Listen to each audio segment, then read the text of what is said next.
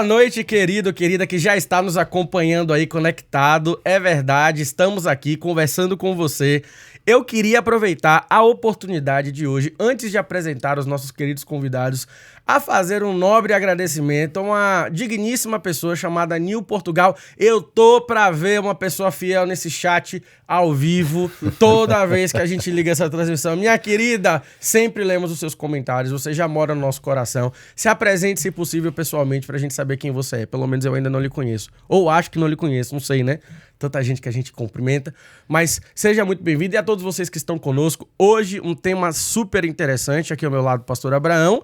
E hoje nós temos aqui a apresentar doutor Felipe Cruz e doutora Emanuele Rios. Opa, muito bom, gente. Que bom que vocês estão com a gente aqui hoje, não é? Então vou fazer uma apresentação melhorzinha deles aí. A doutora Emanuele Rios, eu te chamo de doutora Emanuele Rios, mas eu te vi quase uma criança, né? Ê, bebê. Mas é coisa boa, né? Eu não sei se eu tô ficando velho ou o mundo está envelhecendo. Será, doutor? Muito bem. Emanuele Rios é psicóloga, especialista em psicopedagogia, neuropsicóloga, terapia cognitiva comportamental e é pós-graduanda em TDAH. Quase né? travou a língua. Que é o Que tema loucura. de hoje, né? TDAH, esse transtorno que tem aí causado uma série de problemas na vida de muitas pessoas. Felipe Horácio também. Olá. Te vi pequenininho, hein? Eu tô ficando velho. Fala, confessa, você apresentou ele? Doutor Felipe Horácio Cruz, não é? Muito bom. É médico, ele é especialista em medicina da família e comunidade, pós-graduado em psiquiatria com foco e abordagem no TDAH. Muito bem. Emanuele, seja muito bem-vinda, viu? Obrigada, pastor. O que é TDAH? Então, TDAH é o transtorno do déficit de atenção e hiperatividade. Tem algumas pessoas que esquecem aí do A, né? Mas é importante a gente falar de maneira correta, né? Antigamente falavam do DDA, mas a neurociência, a ciência vai se desenvolvendo. E hoje, né, chamado transtorno do neurodesenvolvimento. É um transtorno do neurodesenvolvimento, né? Um dos. E o nome dele é justamente esse, porque acomete aí várias áreas, né? Entre eles a atenção, a impulsividade e a hiperatividade. Eu li, eu não sei se isso é um fato, eu li essa semana que de cada 100 pessoas no mundo, pelo menos 10 tem esse problema. E que no Brasil a média é de 5 pessoas para cada 100 pessoas. Isso é uma média mesmo, Horácio? Felipe? Assim, epidemiologicamente falando, isso vai mudar a depender da faixa etária. Então, entre 5% e 7% de crianças, elas têm o TDAH. Exato, isso. E nos adultos, esse número ele varia aqui no Brasil de 4,5 a 5,5. Só que muitos dos adultos são subdiagnosticados. Então, a gente, de fato, perde um pouquinho esse parâmetro de avaliação. Mas, sim, é um transtorno bem comum. Mas é uma doença nova? Ou é uma coisa assim já pré-existente? Na verdade, o TDAH ele não chega a ser uma doença. Ele é um transtorno que, assim, pelo próprio nome já está dizendo, né, ele acomete várias áreas da vida desse indivíduo, trazendo para esse indivíduo prejuízos Significativos. Exatamente, significativos, tornando-se, então, um transtorno, de fato, para esse indivíduo conviver com essas características. Então, quando você diz que é um transtorno, necessariamente não é uma doença. Não é uma doença. Embora necessite de tratamento. Todo transtorno precisa de um cuidado especial, médico, Sim. medicamentoso? Não. Ah. Não necessariamente. Não Ok. necessariamente. E aí a gente vai ver que, na verdade, quando a gente fala de TDAH, não é um transtorno, não é tão simples assim. Existem várias características, existem vários tipos e intensidades diferentes de TDAH. Então, existe um TDAH, por exemplo, com característica predominante desatenta, existe o TDAH com característica predominante hiperativa e impulsiva, o TDAH misto, que mescla as características de desatenção ou instabilidade de atenção com características de hiperatividade e impulsividade. E mesmo entre essas pessoas, às vezes, as gravidades, elas são diferentes, a intensidade é diferente, e não só isso também, como a área de prejuízo ela pode ser diferente. Então eu posso ter um hiperativo que é impulsivo também, e um outro hiperativo impulsivo, um com maior prejuízo na área financeira, o outro com maior prejuízo na área conjugal, porque ele tem explosão, que é o que a gente chama na psiquiatria de disrupção de humor. São os dois com o mesmo diagnóstico, com o mesmo tipo só que intensidades e áreas específicas diferentes. Isso é fantástico. Já né? travou a cabeça. Emanuele, você trabalha com crianças, né? Sua área é mais a aplicação Da infância. na infância. Nós temos tido um número muito grande de crianças com esse problema. São duas perguntas. Primeiro, se nós temos tido um número muito grande. Segundo, eu vejo que é uma tendência dos pais de qualquer aprontação da criança, qualquer coisa que a criança faça fora do normal, e meus pais que o digam, né? Porque lá em casa, na minha época, nós éramos em 4, e para os nossos pais segurarem a gente não era brincadeira, especialmente eu e meu irmão. Mas a criança traquina necessariamente tem TDAH ou não? Não, então... Porque alguns pais falam, não, meu filho tem TDAH e já quer logo dar Ritalina pro menino e tal. Como é que é esse negócio? Pois é. Hoje em dia a gente vê muito, pastor, a questão do Dr. Google na exato, ativa. Então, com certeza com o Felipe deve acontecer da galera já chegar e falando, eu acho que eu tenho isso aqui. Lá é a mesma coisa. Será que A pessoa já vem autodiagnosticada. Será que meu filho tem TOD, que é o transtorno positivo desafiador, que é uma comorbidade bem comum do TDAH, né, nas crianças? Então, assim, será que tem? Será? Então, esse será... Isso quando já não vem com a coisa pronta e quer que a gente avalie para dizer, olha, tem. Sim. E, infelizmente, até as escolas já querem saber diagnósticos. E eu costumo muito falar justamente a questão de ter muito cuidado nos diagnósticos. Sim. Porque... a minha visão é o quê? Quanto mais a gente estuda, mais a gente percebe que não é tão assim. Simples. É verdade, eu concordo. Porque o transtorno de ansiedade, por exemplo, tem muitos sintomas parecidos com o TDAH, por exemplo. Sim. Os pensamentos acelerados, a inquietação. Então, não é tão simples, né? Quer dizer, então, o transtorno de ansiedade, ele pode ser um sintoma do TDAH, mas não significa que quem tenha TDAH. Isso, porque as pessoas olham muito o TDAH como a inquietação. Então, é hiperativo. Como se aquela criança ela não tivesse nas fases de desenvolvimento normal. Toda criança precisa gastar energia. Exato. E hoje a gente percebe que os pais, né, pela questão aí de quantidade de horas trabalhadas e precisa sair e quando chega em casa à noite, aí a criança está daquele jeito. Normalmente por quê? Porque quer aquele pai, quer aquela mãe presente, já que não esteve o tempo inteiro e aqueles pais já cansados. Então, uma série de coisas começam a acometer aí e aí fala, esse menino tá com problemas de comportamento, né? Tá, e o tempo inteiro fica nessa... Uma das coisas antes da pandemia era problemas comportamentais, além da ansiedade. O que a gente tem visto hoje?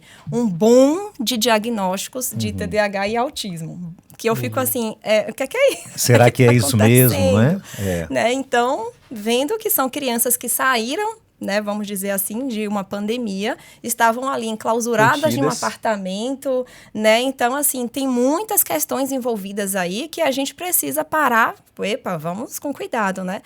Porque tá com dificuldade nas habilidades sociais, tá? Mas essas crianças ficaram enclausuradas dentro de casa. Então, é muita coisa que não é tão simples você chegar, pegar o DSM-5, os sintomas estão aqui, né? E ter um diagnósticozinho e pronto, acabou. Né? Então, tem gente que acha que pega uma escala de rastreio. Gente, a escala de rastreio não é uma escala para diagnosticar. Então, é uma série de outras questões que a gente precisa dali. Perfeito. Né? Então, tem algumas doenças, ou melhor, alguns transtornos, dizendo como a dislexia. Né? Então, tem casos que muitas pessoas têm dislexia e tem gente que acha que é TDAH ou o contrário, tem TDAH e diz que é dislexia. Então, a questão dos limiares, assim, sabe? São bem, a linha é bem tênue. Que, assim, como profissional, você acha que os profissionais têm cometido um erro, que é aquela questão de, para não ter o trabalho de diagnosticar com mais cuidado, com mais critério, usando mais recursos, um processo muito mais demorado, simplesmente fecha um diagnóstico e passa logo medicação, como acontece com outras doenças também? O que eu penso, pastor, é a necessidade de um trabalho mais multiprofissional. Né? Então, eu sinto que muitos profissionais ainda se estão aventuram naquela... a fazer isso sozinhos. Isso. E alguns, eles pensam nas possibilidades de outros profissionais a depender da demanda que aquela família traz, né? Então, se é uma criança que tem questão aí que a fono precisa avaliar, que uma terapeuta ocupacional precisa avaliar, uma neuropsicóloga precisa avaliar, então fazer todo esse construto aí de informações para a partir dali fazer um diagnóstico. Para não se precipitar no Exatamente, porque a gente está lidando com a vida em crescimento, em desenvolvimento, então a função cerebral ali também está, né? Então, o cognitivo dessa criança está em desenvolvimento. Então, se você olhar sobre o desenvolvimento infantil, o cérebro, ele está ali, é um turbilhão, né? Então, assim, a gente precisa primeiro entender como funciona essa criança. E o pessoal vê só o diagnóstico, o pessoal vê só o transtorno e esquecem que ali tem uma criança com um transtorno. Então, só ver o diagnóstico. É difícil até para o adulto. Imagina isso para uma criança. É difícil. Eu queria pontuar aqui uma coisa que eu também observo na mesma, não diria proporção, mas na mesma gravidade, que é, ao passo em que muitos pais veem em tudo TDAH, às vezes o pai tem um filho que está ali gritando um TDAH. E não admite, né? E ele não admite. Mas seria ele ignorância? Muitas vezes, não apenas a ignorância, pastor, mas também um certo preconceito pela concepção que algumas linhas ainda têm de que o TDAH é uma... doença psiquiátrica? Não, é uma desculpa para uma criança mal educada, mimada, okay. Ou então um pretexto para um pai e uma mãe drogar o filho. Isso tem um estigma muito forte para um pai e para uma mãe. Poxa, eu vou entrar com uma medicação psicoestimulante que vai mexer no sistema nervoso central do meu filho, quando existem, desculpa, alguns profissionais que dizem que isso é drogar o meu filho. Sim. É forte para um pai tomar essa decisão. Então, às vezes, você vê lá o filho com problemas no colégio, na inserção social, há anos arrastado. Uma criança que, muito provavelmente, isso vai se desdobrar em outras comorbidades, porque todas essas características percebidas e sofridas na conjuntura social dela vai desenvolver ansiedade, vai desenvolver um baixo limiar, frustração ainda maior, vai desenvolver uma baixa autoestima e pode culminar com outros transtornos. Tudo isso poderia ser evitado se o núcleo do TDAH ele fosse tratado inicialmente. Então, existem esses dois lados. E como o Manu falou perfeitamente, existe uma coisa na medicina que a gente chama de diagnóstico diferencial. É toda vez que um transtorno ou uma doença, ela tem características que mimetizam, que são muito semelhantes à da outra. Por exemplo, a ansiedade generalizada, o TAG, F41.2, ele é totalmente diferente do transtorno da hiperatividade. Mas ele tem características que, para um profissional leigo no sentido até que ele seja um profissional da área de saúde mental, mas ele não tem o enfoque no TDAH, por exemplo, existem algumas nuances que podem passar. Então, por exemplo, a ansiedade do indivíduo hiperativo, via de regra, ela é uma ansiedade imediatista. É aquela ansiedade do indivíduo que quer para ontem, ou que o problema é grande demais porque ele ainda não resolveu, ele é imediatista. Já o indivíduo com TAG, ele tem a ansiedade antecipatória. Ele conjectura um problema que talvez nem aconteceu. Imagina se pode acontecer ou não. Eu vou sair, eu tô com o meu step, mas e se esse meu step ele tiver problema, eu acho melhor comprar um segundo step. E se eu sair hoje, o clima tá dizendo que tá sol, mas e se chover? Eu vou... Não, gente, todo mundo vai com roupa de praia, mas eu vou pegar um guarda-chuva. Aí ele tem um transtorno de sair. Então ele tenta se precaver de um problema que não aconteceu ainda. Porque a área nuclear dele é baseada e modulada pelo medo. Já o indivíduo com TDAH, a ansiedade dele é modulada pela impulsividade, pelo imediatismo. Ele quer pra hoje, ele não quer pra amanhã.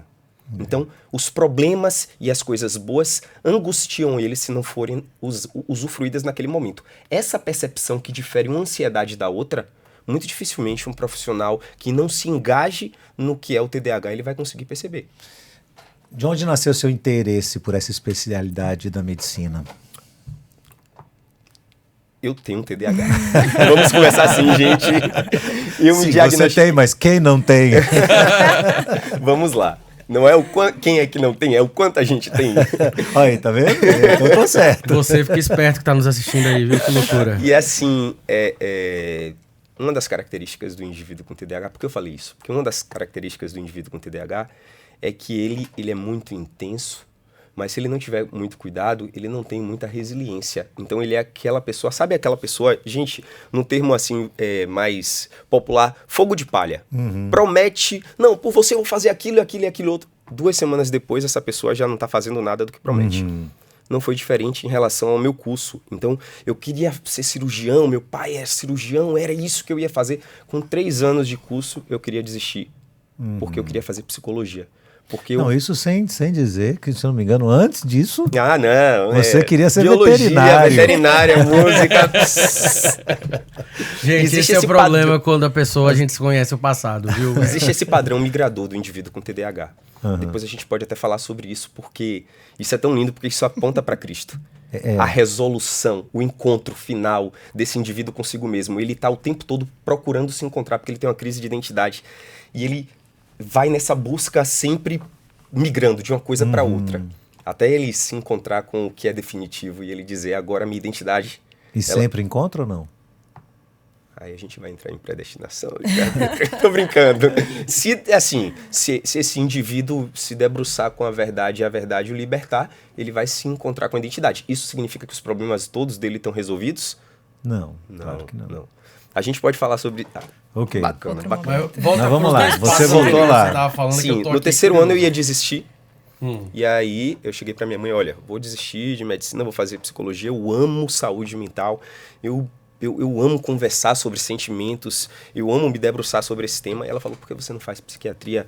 Não se precipite, que é uma característica do indivíduo impulsivo, hiperativo. Não tome uma decisão no afã do momento. E aí, nesse contexto, no 3º ano, eu já decidi que eu ia, então, migrar para a área da psiquiatria e ia tentar abarcar o máximo que eu pudesse a parte terapêutica, porque eu sou de uma linha que acredito realmente muito no processo terapêutico. Eu acho que ele assim, a medicação, ela ajuda, mas o processo terapêutico, ele ajuda o indivíduo a se entender como indivíduo e entender as características que dependem da responsabilidade dele. Sim, Principalmente claro. no que diz respeito Senão ao indivíduo com TDAH. Só joga toda a sua expectativa, Exatamente. esperança em cima de uma medicação que pode falhar, não é? Eu costumo dizer no meu consultório que no dia que inventassem uma pílula que fizesse você tomar decisões corretas, ela ia ser a pílula mais cara do mundo e até eu ia querer tomar, porque quem é que não toma a decisão errada vez por outra?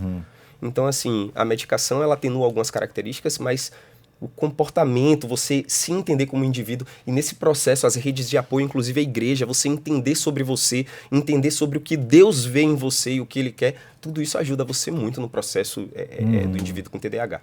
Mas aí, nesse processo, já estou terminando. Aí eu decidi ir para a saúde mental, e aí terminei a faculdade, fiz uma outra residência, e aí durante essa residência eu decidi fazer uma pós-graduação em psiquiatria e mergulhando e estudando sobre isso, eu comecei a levantar alguns flags sobre comportamentos meus. E aí depois desses flags levantados eu me imergi completamente no TDAH, cheguei ao diagnóstico, só que eu não queria me dar esse diagnóstico, então fui para uma pessoa da minha confiança, disse a ela que eu tinha essa suspeita e ela confirmou. A partir daí, o TDAH, então, se tornou de fato... Foco da sua atenção. Perfeito. Interessante. Explica pra gente o TDAH. Vamos ver. TDAH, explicar em que sentido? Você tem um monte de pessoas te ouvindo agora. Certo. Né? Eu acredito que há um Pronto. ponto de interrogação Então, no rosto de cada uma delas assim. Bacana. Do que você está falando exatamente? Alguns têm filhos, outros não têm. Alguns têm a Vamos questão lá. da impulsividade que a gente já citou aqui. Outros da precipitação. Outros os filhos em casa derrubando a casa, como a Manu falou. o que é exatamente? Do que exatamente a gente está falando? Fale, O que se é preciso, esse desenhe. transtorno do neurodesenvolvimento? O que a questão é? de explicar de uma forma que as pessoas entendam Entendam. literalmente que não é só birra. Existe um indivíduo neurotípico, que é um indivíduo que não tem nenhum tipo de transtorno de ordem mental. O TDAH é um tipo de transtorno da ordem mental, que até em algumas linhas mais antigas da psicanálise, eles dividem entre os neuróticos e os psicóticos. Então, o TDAH ele seria mais um tipo do neurótico, do indivíduo que não perdeu a capacidade de se conectar com a realidade. E o que acontece fisiologicamente com esse indivíduo que tem um TDAH? Peraí, deixa eu só voltar. Esse diagnóstico é um aperfeiçoamento de um diagnóstico antigo? Não. existe uma percepção de alguma correlação. Isso, de que alguns transtornos da ordem mental fazem com que o indivíduo ele quebre a conexão com a realidade. Um quadro de esquizofrenia, transtorno bipolar do tipo maníaco, em que o indivíduo ele não sabe o que é real mais, um surto psicótico a ideia transitório. De perder conexão com a é um realidade. indivíduo que, por exemplo, eu tô aqui, eu sou Napoleão Bonaparte. Eu perdi qualquer possibilidade de... E assim, ninguém vai conseguir me convencer do contrário, porque não há argumento lógico para eu acreditar nisso. Agora, o indivíduo que ele tem um transtorno que é de uma ordem onde ele não perde essa conexão, ele sabe de tudo ao redor dele, mas muitas vezes ele se vê refém de sentimentos, de sofrimentos, de angústias, tais como ansiedade, depressão, pânico, transtorno de déficit de atenção. Ele não faz o indivíduo perder essa conexão com a realidade. E o que acontece com esse indivíduo é o seguinte, eu gosto de fazer uma analogia que é a seguinte: pensa num globo terrestre. Existem os vários países, eu geralmente faço isso na minha consulta para que o meu paciente entenda de forma didática. Existem os países subdesenvolvidos, os países em desenvolvimento, os desenvolvidos e os superpotências. Da mesma forma, no cérebro, a gente tem uma região que é a região mais nobre desse cérebro. Córtex frontal. Pré-frontal, porque ele fica atrás da fronte. Então ele é o córtex pré-frontal. Ele é a superpotência desse globo terrestre chamado de córtex, ou cérebro.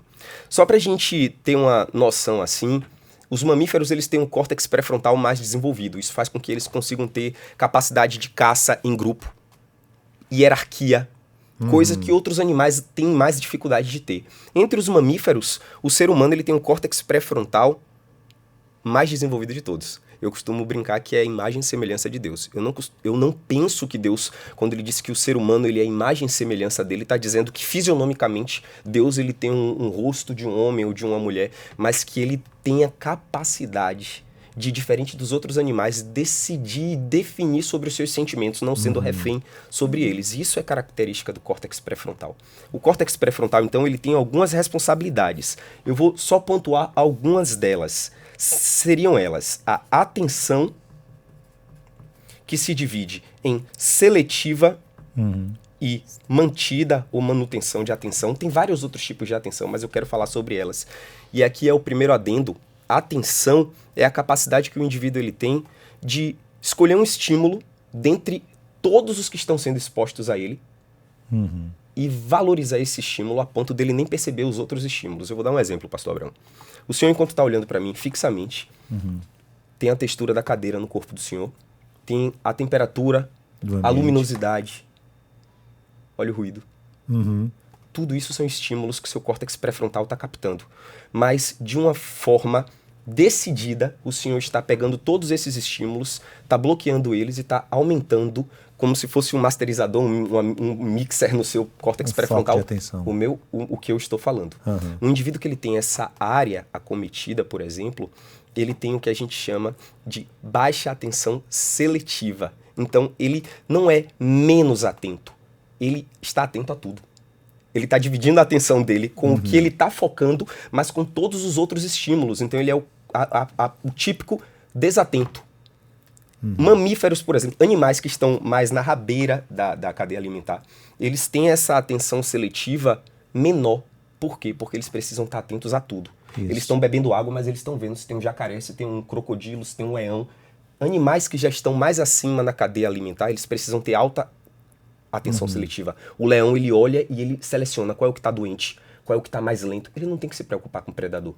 Então, a gente, mamíferos, seres humanos, temos uma atenção seletiva mais avançada. E indivíduos que têm essa área acometida são desatentos. Eles estão aqui e de repente cai um lápis, ele olha aqui, desculpa, o que é que você estava falando mesmo? Mas ele pode ter uma dificuldade na manutenção da atenção, que já é um outro tema.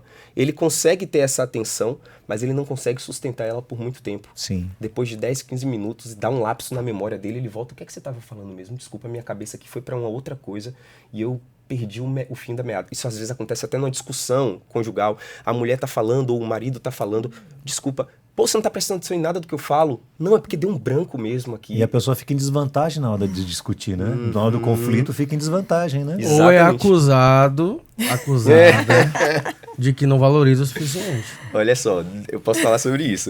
Mas assim, Continua, então o querido. córtex pré-frontal ele é responsável pela atenção, mas ele é responsável também, pelo que a gente chama de controle emocional.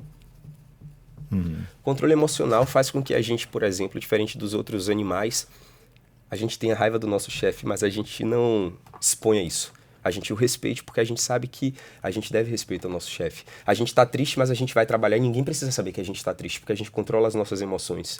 Da mesma forma que a gente tá esfuziante num ambiente onde a gente não tem intimidade, a gente não vai sair gritando, porque a gente controla. Um cachorro não é assim. Ele é refém da emoção dele. E a gente consegue controlar essas emoções. Mas o indivíduo que ele tem essa área cometida, ele consegue controlar as emoções dele, mas até certo ponto.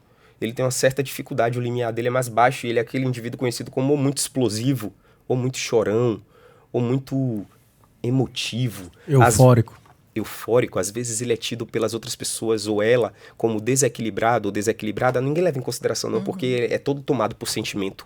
É porque essa área ela é um freio de mão dessas emoções. Tudo que a gente fala de controle, a gente está falando de diminuir, de reter, de deixar no nível que seja racional. Um indivíduo que não tem o controle, a emoção toma conta. Da mesma forma, o córtex pré-frontal ele é responsável pelo que a gente chama de controle impulsivo dos impulsos e controle das vontades.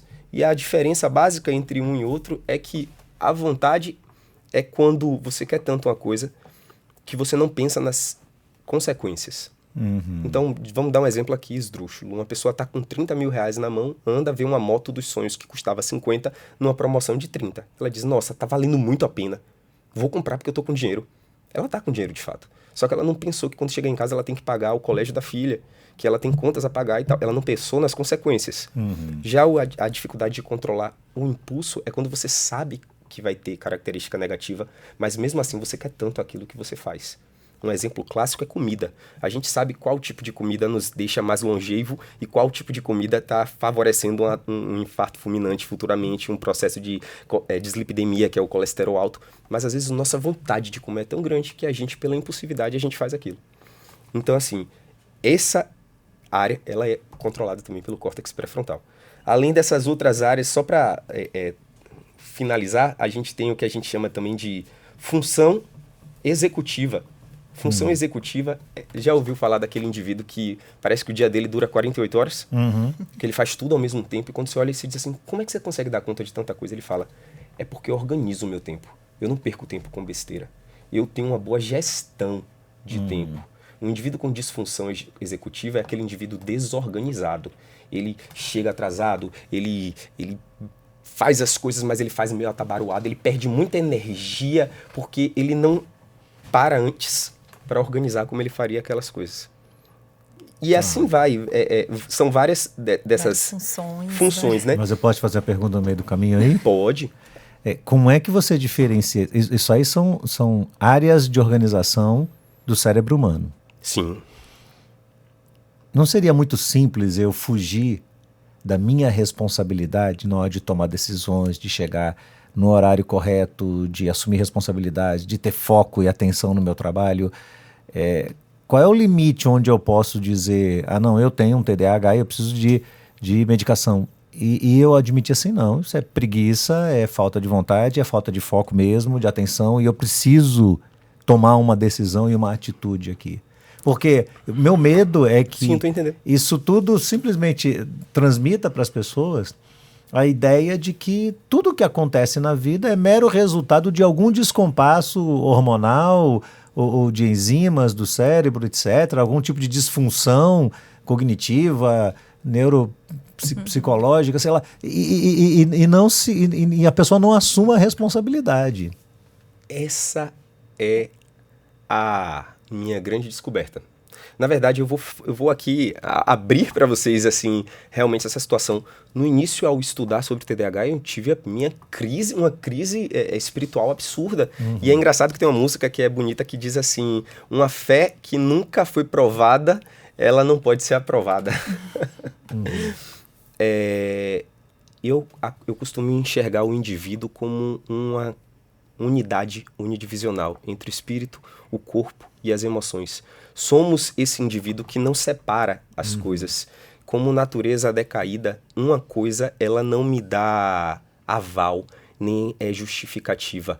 O fato de eu manifestar uma coisa por conta de uma situação orgânica não me legitima e nem me isenta do pecado que há em mim. As coisas elas não acontecem por acontecer. Os comportamentos eles não acontecem por acontecer. Eles acontecem porque existem circuitos neurais que explicam. Da mesma forma que todo o resto do corpo, o cérebro ele também é um órgão. Então, toda essa percepção de sentimentos que temos são palavras que damos para, na verdade, reações químicas que acontecem e que são percebidas. Um indivíduo que teve a ideia brilhante de botar o nome medo, e medo se tornar uma sensação, um sentimento, ele percebeu inicialmente que o estômago dele embrulhava, que ele sentia vontade de correr, que o coração dele acelerava e que ele ficava tenso e que várias pessoas sentiam isso. Decidiu botar o nome daquelas múltiplas reações químicas de medo. O medo é uma reação química, mas o medo também é um sentimento. Então as coisas elas podem coexistir. O fato do indivíduo com TDAH ele ter uma predisposição a comportamentos deletérios não o isenta da responsabilidade por esses comportamentos deletérios. Inclusive, o processo terapêutico é fazer esse indivíduo entender que o maior prejudicado pela escolha que ele faz é ele mesmo. Certo. E explicar para esse indivíduo que ele pode, sim, quebrar esse padrão. Agora, isso não anula a realidade de que para ele, nessas áreas, é muito mais difícil. E a prova disso que eu costumo dar no meu consultório é o seguinte: o perverso, e existe o perverso, eu acompanho crianças de 15 anos, que eu não posso dar o diagnóstico de psicopata, e que é transtorno de conduta, e o menino ele faz coisas perversas e ele olha para você e ele não se arrepende. O indivíduo que não é perverso, ele tem um comportamento deletério e ele chega pra você e diz: Desculpa, eu quero mudar. Deletério. Explica melhor pra gente o que significa essa expressão. É o cara que, por exemplo, Wilson, ele diz assim: eu não quero estudar, eu não tô nem aí pra estudar, enfim, não tô nem aí pra isso. E quero viver a vida assim mesmo. E outra coisa é aquele cara que olha assim e diz: eu tento estudar. Eu entro no meu quarto, em 10 minutos eu já tô pensando em outra coisa. E ele chega no seu consultório chorando, dizendo: cara, eu tento, bicho, eu não consigo. Eu tô fazendo de tudo. É o cara que vai, come um pote de sorvete de 2 litros e depois diz: velho, eu sou a pior pessoa do mundo porque eu fiz isso. Eu não quero fazer isso. Aí ele tenta e retorna para o padrão dele normal. Isso vai gerando nele uma frustração e uma baixa autoestima nele, porque ele não consegue fazer o que ele quer. Que é o que Paulo acaba dizendo que todo ser humano acaba tendo, né? O que eu quero fazer eu não faço, o que eu faço não é. Que miserável homem que sou, quem vai me livrar do peso dessa morte? O indivíduo com TDAH, ele não é um indivíduo de um outro planeta, não. Ele passa pelas mesmas lutas que qualquer outro indivíduo. A analogia que eu faço é que como se todos nós estivéssemos lutando contra os nossos próprios desejos. Certo. Só que nós estamos lutando de armadura. E o indivíduo com TDAH, ele está sem nenhum tipo de armadura. Ele está mais susceptível.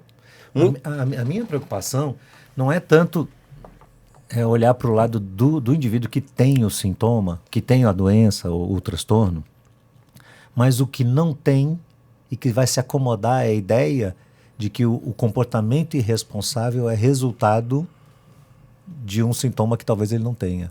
Eu estou muito mais preocupado com esse indivíduo do que com o outro. Porque com o outro, eu concordo com você. Quando a pessoa chega e ela tem um estado de desespero interior, de angústia, a gente que trabalha com aconselhamento de vidas, recebe pessoas assim num gabinete. Ela vem com aquele sentimento de angústia no coração, porque ela fez algo errado e ela não consegue se livrar daquilo e ela quer sair desse... Seria autoconsciência, né? Exato, ela tem autoconsciência, né? O indivíduo não tem autoconsciência. O camarada que tem TDAH, ele necessariamente não tem essa consciência, ou ele tem essa consciência? Não dá para engendrar. Existem pacientes, por exemplo, existem pesquisas que mostram que indivíduos com transtorno da personalidade antissocial, ou seja, psicopatas, eles têm como comorbidade principal o TDAH. Então, existem psicopatas que são pessoas que têm ausência de empatia e que têm TDAH, e essas pessoas elas não vão se sentir culpadas por elas serem como elas são. Então, não dá para eu engendrar em uma característica e dizer, não, todo TDAH ele vai ser assim. Agora, via de regra, o TDAH adulto que chega no meu consultório, ele tem 2 características. A primeira, ele não sabe que ele tem TDAH. Ele chega pra mim certo de que ele tem ou depressão, ansiedade, ou pensamento obsessivo, ou um burnout. Ele não sabe que tem TDAH. E a segunda coisa que ele chega com muita culpa. Porque não é aquele indivíduo que tá feliz por ser bom vivant. Ele diz, cara, eu tô ficando pra trás. Eu tô com 30 anos, né? E tô vendo a galera construir seu patrimônio e eu não consigo juntar dinheiro. Eu tô vendo meu casamento ruir, eu tô vendo as minhas finanças irem pro ralo. Então não é aquele indivíduo que, via de regra, pra mim, chega, tô tranquilo, cara. Até porque ele não procuraria. Claro. Então, aqueles que procuram em estado de extrema angústia... o cara chega são um perfil de que querem algum tipo de solução. E geralmente com a frase que é, assim, clássica. Desde cedo, eu sempre soube que algo estava errado comigo. Que eu não me encaixava. Que é uma característica muito peculiar do indivíduo com TDAH. Ele sofre muita represália social. Via de regra, o indivíduo hiperativo e impulsivo. Porque ele tem comportamentos que são tidos como inadequados. Ele sofre chacota, humilhação. Ele é rejeitado. Então ele chega muito sem saber o que tem, mas dizendo assim, eu sei que desde cedo tem alguma coisa errada comigo. Verdade. Você passa por isso, Manu? Veja, porque ele tá falando do adulto, eu lembro dos pais. Exato. Eu pensei exatamente nisso. Né? Sempre. Você deve uma enxurrada de casos desses. Né? Na verdade, muitos adultos descobrem o diagnóstico por causa dos filhos que aparecem nos consultórios de neuropediatria, de psiquiatria infantil. Ele vai o problema não era o filho, era ele. Não. É porque é hereditário. Ele não sabia que ele tinha também. Tem questão genética envolvida. Então, pronto. Aí eu queria ouvir isso, né? Tem questão genética, pai, então. mas acontece o contrário também. Às vezes chega o pai, aí quando o filho entra na porta, eu falo, meu Deus, eu digo ou não digo? Jeová. Isso. Sim, me explica isso melhor, a questão da genética. E aí, quando ele...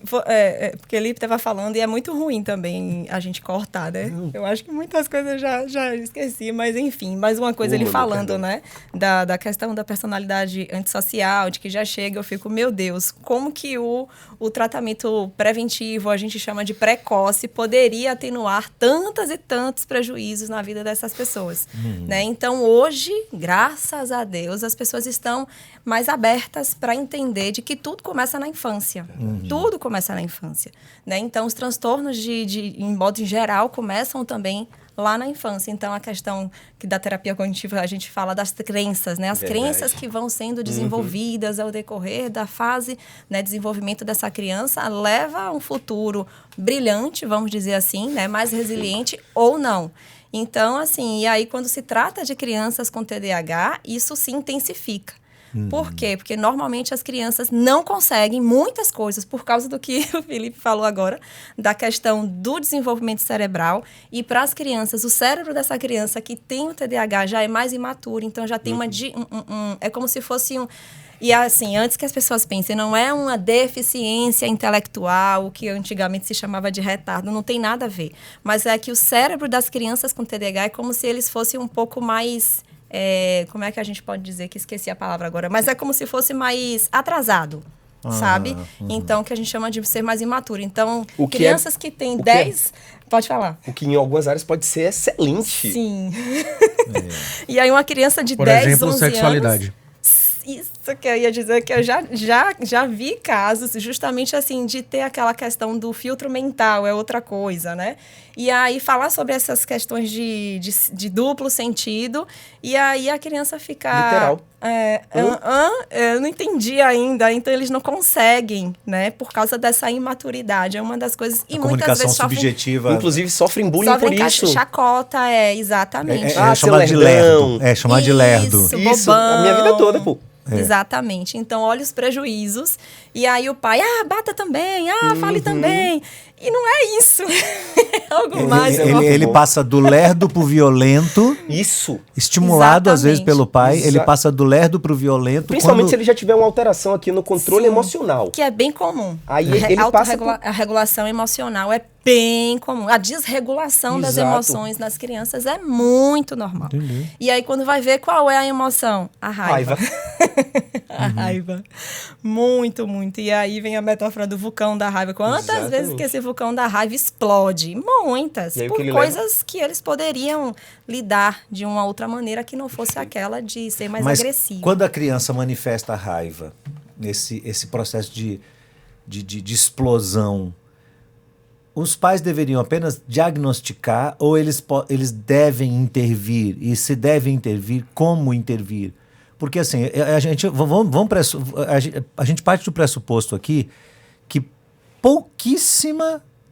um percentual muito baixo da nossa população hoje tem acesso a um tratamento dessa espécie que nós estamos falando aqui. Com certeza. Sim. É uma questão A grande massa, socioeconômica a grande massa da sociedade vive num contexto social, econômico, de condição muito inferior, que não tem acesso. Não tem acesso a médicos. A informações, Até sim. mesmo assim, em algumas localidades do interior, o exercício da medicina é muito simples, porque são as pessoas mais simples que acabam se predispondo a ir morar naquela localidade e tal. Então ele jamais conseguiria cair a fundo numa questão dessa. Então o pai está vendo a gente aqui, ou uma mãe, percebe que a criança é aquele tipo de criança que com muita frequência explode, tem aquele acesso de ira.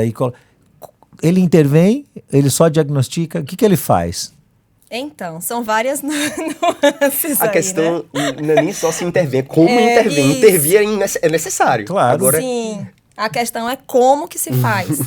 E uma das coisas que a gente bate tanto de uma maneira em geral, não é Eu nem não tô só do aprendendo diagnóstico tanto com do você. TDAH, é justamente o autoconhecimento desse responsável, desses pais. Sim, então, sim, sim. muitos não sabem gerir as suas próprias emoções. Perfeito, mano. E aí, como é que ele vai ensinar um filho a fazer algo que nem ele Exatamente. consegue? Então, a questão ainda que a gente fala, né, das surras, antigamente era bem mais intenso, né? E aí já chega com tantas e tantas coisas na cabeça, a criança faz uma coisa que nem deveria ser de uma surra, de algo mais assim, né? E aí, quando vai ver, já foi. E foi de uma aí forma desmedida, Isso. descontrolada. A raiva. Acho que Por causa a da raiva. palavra seria Exatamente. desproporcional, né? E aí é o que a gente chama, né? Tem um livro muito bacana que eu gosto bastante, que é O Cérebro da Criança, Daniel Siegel. Ele tem vários outros. E aí ele vai falando sobre o cérebro da criança. Acho que até naquele anterior falei um pouquinho com a galera, que foi justamente o cérebro na palma da mão, né? Então Sim. tem que é o córtex pré-frontal. Então a gente tem aqui, então ele fala de maneira bem básica, aqui o racional, aqui o emocional. Então quando há uma desconexão, é o emocional que está ali na ação. Total. Então, você desconecta essa questão de parar para pensar no que eu vou fazer para resolver de uma maneira que fosse mais assertiva naquele momento. Então, o objetivo naquele momento é punir. Ou então, mostrar quem é que manda. Ou, sabe, quando na verdade a criança está ali, ela errou, normal, ela está em aprendizagem, em desenvolvimento. E como é que essa criança vai aprender dessa maneira? É que você não sei o quê, e a criança só tá ali. Eu só sou uma criança, eu preciso aprender o que é que eu preciso fazer que não seja isso. Aí fala, mas eu já falei várias vezes. Qual a idade dessa criança? Que tem funções cerebrais que ainda não está desenvolvida, como, por exemplo, a memória, né? Aí vem várias memórias. Então, você falar para uma criança de 5 anos que dia é meu aniversário e daqui a um mês, ela não tem nem noção, um mês pode ser daqui a amanhã.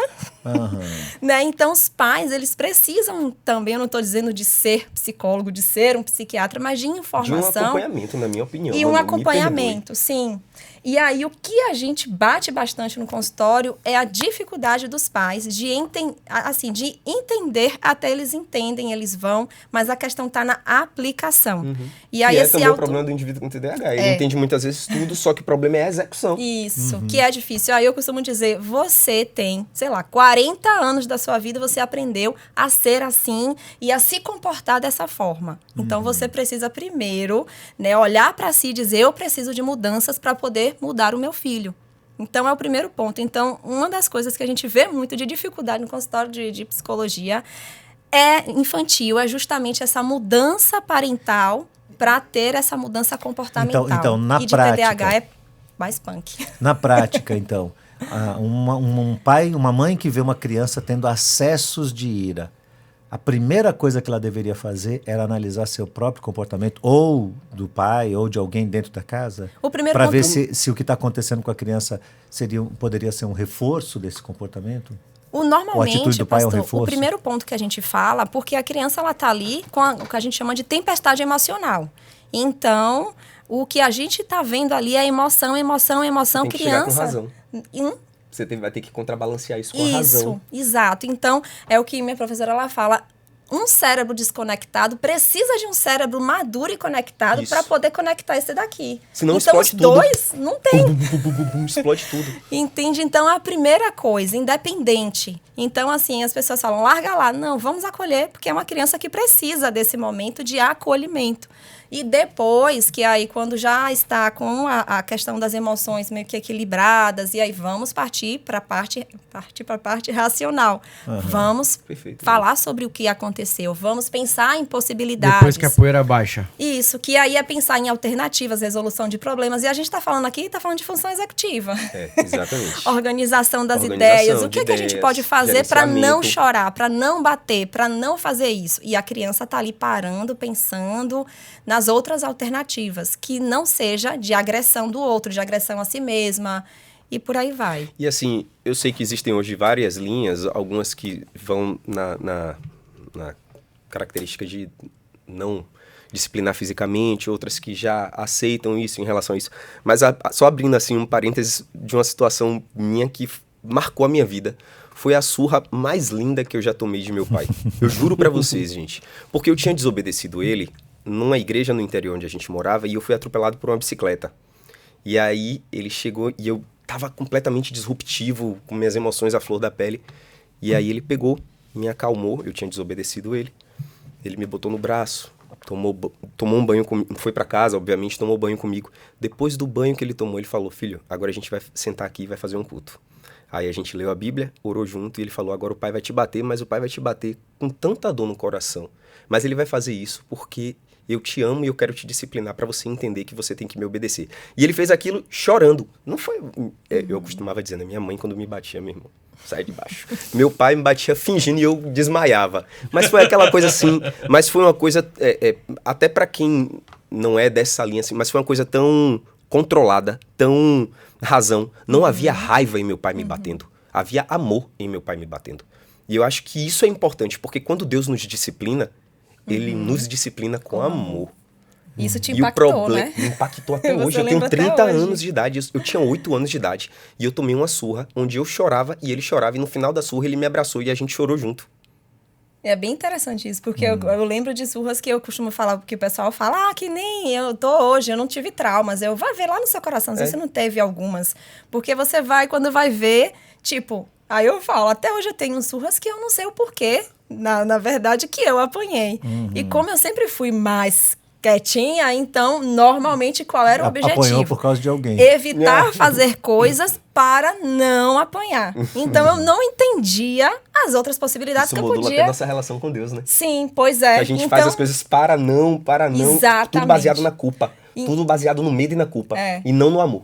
Exato. E as pessoas esquecem até, né, de perceber que o cérebro da criança é diferente do cérebro adulto. Mas a gente já falou isso, já entendeu. Tá, mas você tá falando com a criança de 3 anos.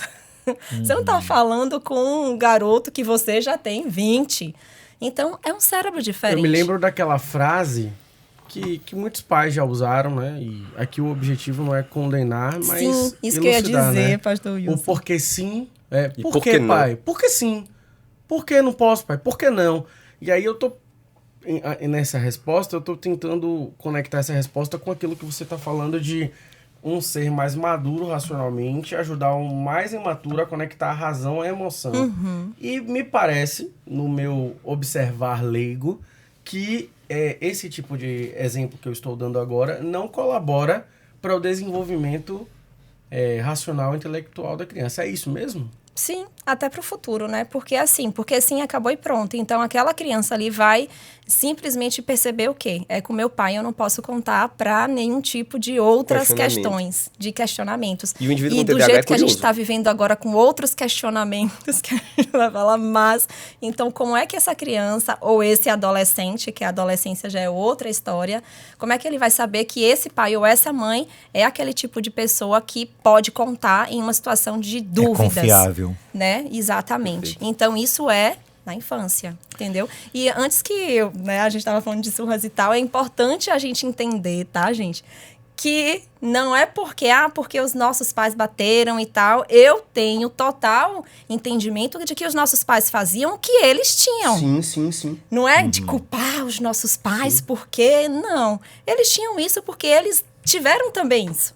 Né? Então, com certeza, eu acho que os pais dessa geração e que tinha essa questão de apanhar, eu acho que eles recebiam bem mais do que a gente, né? Porque era tudo mais severo. Então, não, isso ainda acontece hoje. Sim. Quando eu citei agora há pouco a questão das pessoas que estão especialmente em condição do interior ou na periferia da cidade, é porque que recurso elas têm em mão? Sim. Por exemplo, uma aprendeu. discussão dessa, que oportunidade elas teriam de sentar numa roda e de que alguém com a especialidade de vocês, por exemplo, pudesse orientá-las nessa tarefa tão dificultosa que é criar filhos. Árdua. E com crianças com TDAH Porque é mais difícil. você está lidando com a capacidade cognitiva da criança, que tem a ver com a inteligência, o desenvolvimento da inteligência dela. Você está lidando com a formação da personalidade, né? O que é a característica normal? Eu costumo sempre dizer a pais, antes de você disciplinar seu filho, procure identificar muito bem o que é aprontação e o que é desobediência.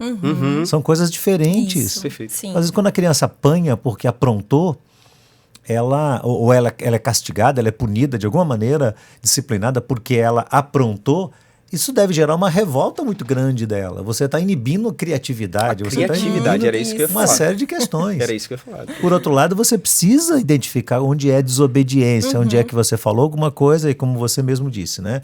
Dentro de um processo, claro, de amadurecimento mnemônico, ela é capaz já de decorar. Claro, uma criança de 3, 4 anos, ela já sabe que o lugar desse lápis não é aqui, é nessa caixinha. Ela já decorou isso, embora ela possa esquecer também.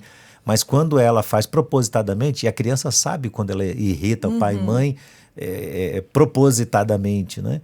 E ela provoca uma desobediência, isso vai ter que ser trabalhado, isso vai ter que ser disciplinado, né? Exato. Mas é um desafio para os pais tratar tanto dessa questão da capacidade de desenvolvimento cognitivo, da personalidade, mas também o desenvolvimento social. Quer dizer, que influência quem está ao redor vai trazer sobre essa criança. Sim. Você não cria a criança numa bolha ali dentro da sua casa, dentro do quarto dela, trancada, e só você dá o comando, só você fala, só você orienta. Se assim fosse, né, primeiro que essa é uma criação absolutamente deficiente. Sim. Por outro lado, em algum momento ela ia se libertar daquilo, e quando ela se libertasse, ela ia lidar com o mundo. Vai crescer, né? Então Vai virar um você adulto. lida com um mundo que tem uma multiplicidade de procedimentos bons e ruins, influências que são muito boas, influências que são muito ruins. Os pais têm um controle sobre isso? Tem, até certo ponto, claro que tem. Muitas vezes o que acontece com a criança é que ela é exposta a gente má e os pais às vezes nem sabem disso.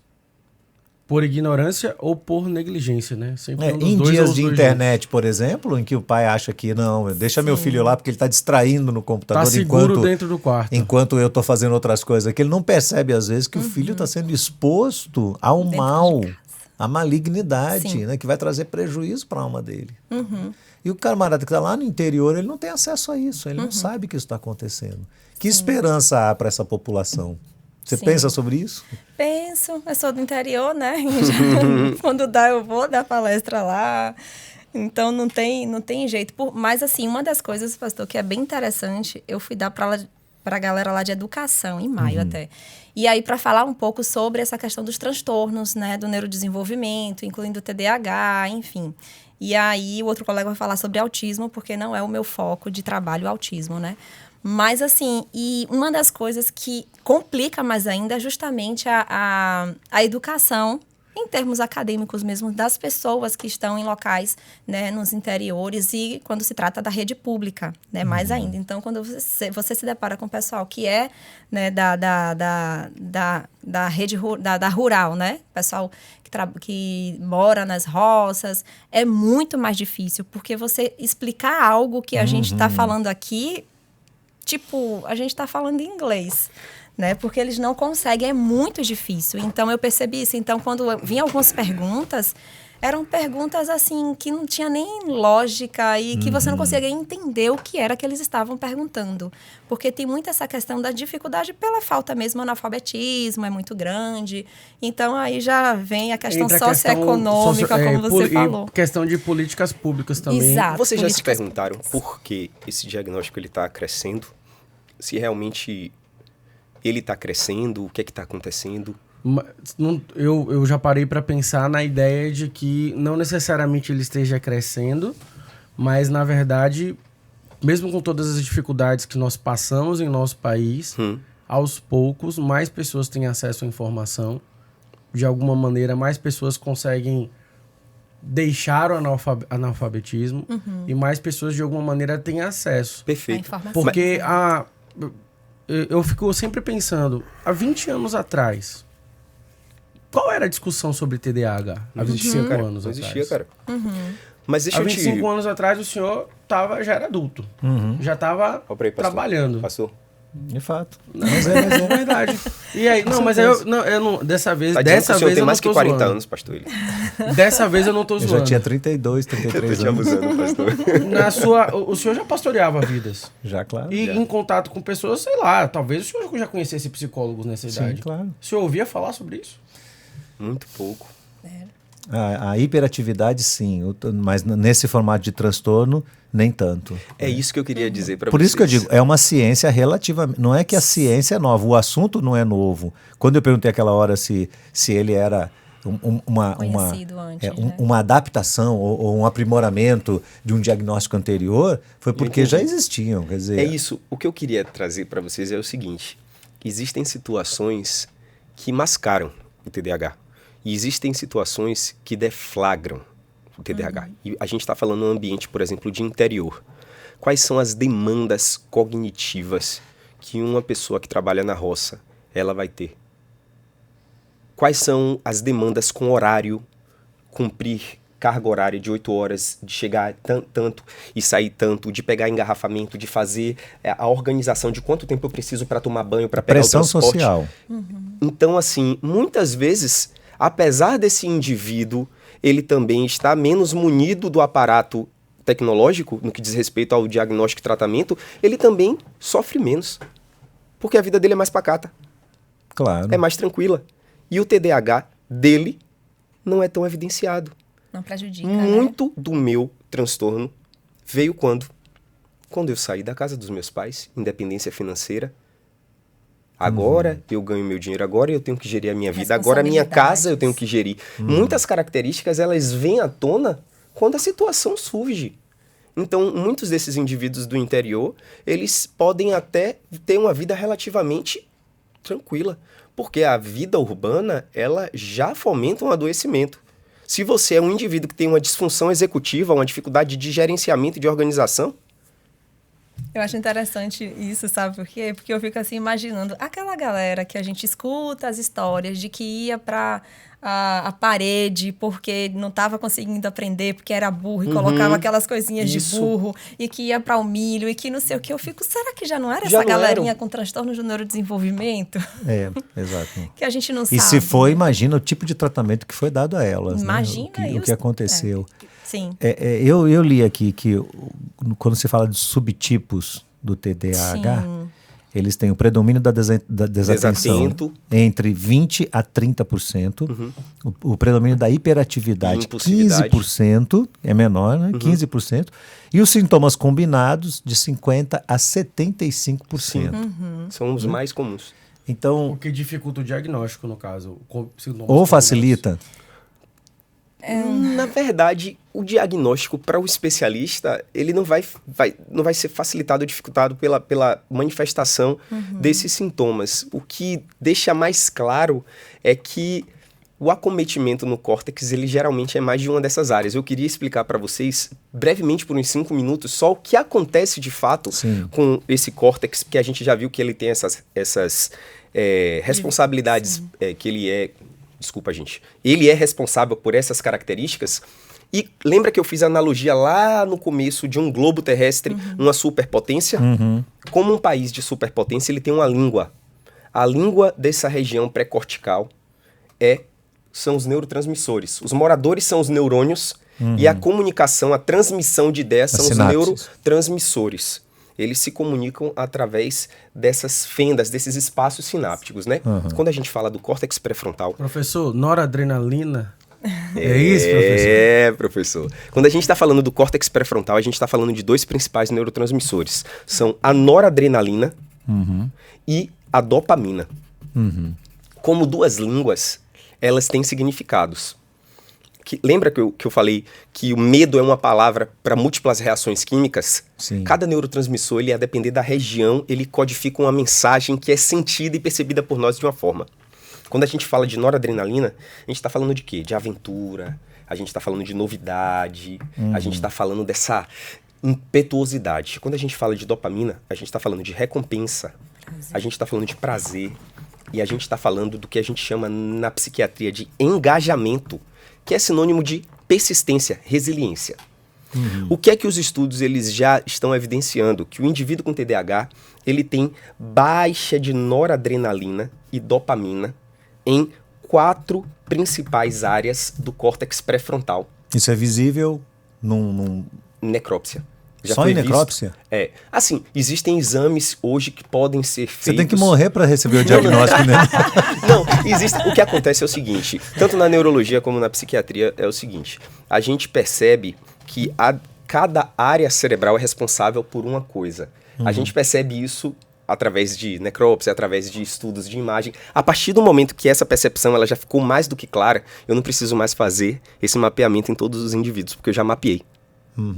Eu já debrucei, eu já desmatei aquela floresta, não preciso passar por ela toda vez. Mas não seria necessário olhar caso a caso, sei lá? Não, porque exatamente de onde surgem os sintomas? Os sintomas, eles são provenientes de alterações. Essas alterações, elas já foram mapeadas. Existem alterações... Mas como você sabe se ela está no indivíduo? Como é que você pode dizer que ele tem aquilo? Olha, eu estou numa consulta com o meu paciente. Eu percebo que ele não consegue me olhar por 2 minutos seguido. E ele olha para o lado e ele olha... Eu já sei que a atenção seletiva dele está prejudicada. Tá. Aí no meio da fala, eu chego e faço uma pegadinha e aí pergunto, o que é que eu acabei de falar? Aí ele, doutor, desculpa. Ele já levantou um segundo... Eu nem fiz ainda critério. Aí eu boto um cafezinho. Aí ele disse, eu sou viciado em café e eu vou falar sobre isso. Aí ele já levanta um outro flag para mim. Aí eu vi que ele chegou 20 minutos atrasado. Uma avaliação diagnóstica, ela não é feita por um critério. Ela é feita por vários critérios que modulam a forma de viver desse indivíduo. E aí? Então, ele tem baixa... Então você vai pegando os sintomas e comparando com aquilo que já foi mapeado. Sim, então eu já sei, poxa, o órbito frontal, poxa, o córtex motor. Por que o córtex motor? Porque ele tá aqui, ó, ele tá assim, ó. Ou então ele tá mexendo a perna aqui, ou ele tá inquieto aqui, agoniado porque tá sentado. Ou então é aquela criança que chega, tio, posso pegar? Antes de pedir, ele já pegou. Ele já tá na mão. Aí ele vai quebrar, menino, não vai quebrar. Aí, pá, quebrou. Olha, não é por má educação, é por avidez, é intensidade. Ele é curioso, extremamente curioso. Aí você olha, já ligou um flag. Então assim, a gente viu que a noradrenalina é aventura, novidade, dopamina, recompensa, prazer e resiliência. Um indivíduo com TDAH, ele tem baixa produção tônica. Ou seja, durante o dia, a gente produz um pouquinho desses neurotransmissores para ficar em... Como se fosse em dose homeopática. Isso, cara. E esse indivíduo com TDAH, ele produz pouco isso. Em contrapartida, quando ele para de... Ao longo da vida, ele não sabe o que ele tem, ele começa a ter descargas muito grandes disso em momentos específicos. Mas sobre esse aspecto é muito complexo, eu não quero falar agora. Ele produz pouco dopamina e noradrenalina, correto? Certo. Que são a principal língua do córtex pré-frontal. Quais são as áreas? Só para vocês entenderem, assim, pode parecer complexo, mas vocês vão ver que tudo fecha. Existem 4 principais áreas, que são o córtex pré-frontal dorsolateral, o córtex órbito-frontal, o córtex motor, córtex pré-frontal, dorso lateral e o córtex cingulado anterior. Você lembra que a gente falou sobre mapeamento? Córtex cingulado anterior já foi mapeado. Ele é responsável pela atenção seletiva. O córtex pré-frontal dorsolateral, ele já foi mapeado também. Ele é responsável pela manutenção de atenção e pela função executiva. O córtex órbito-motor, ele diz respeito a todas as nossas sensações e sentimentos. Então é a impulsividade, a vontade, o controle das emoções. E o córtex motor é o controle dos movimentos, que é o indivíduo hiperativo. O indivíduo com TDAH, ele pode ter a área 1, a área 2, a área 3 ou a área 4 acometidas por essa baixa de dopamina e noradrenalina. Agora fecha comigo que vai fazer todo sentido. Se o córtex pré-frontal, ele é responsável pela função executiva, que é organização e atenção mantida, e o córtex cingulado anterior só pela atenção seletiva, se ele tiver o córtex cingulado anterior e o pré-frontal dorsolateral acometidos apenas, ele tem um TDAH desatento.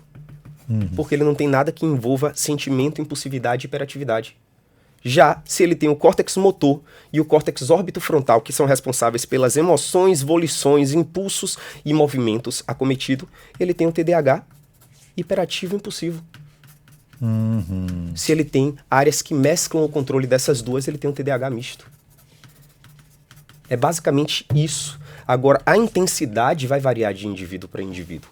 E aí, o último salto que eu quero fazer para explicar como tudo se fecha tão perfeitamente é o seguinte. Lembra que ele tem baixa de noradrenalina e dopamina? Sim. Noradrenalina e dopamina são da família de uma substância chamada de catecolaminas,